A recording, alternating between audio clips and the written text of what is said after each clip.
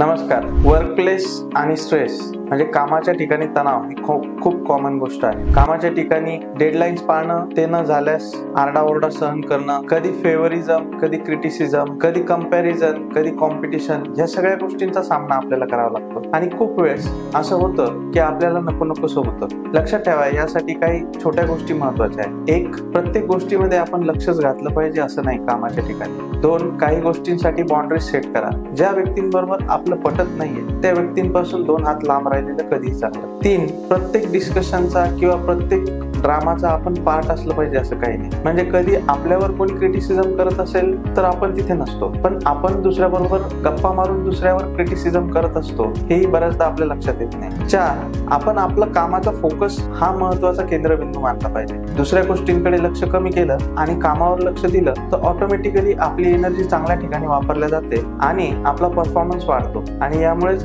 आपलं माइंड स्थिर होण्यासाठी आणखी मदत होते.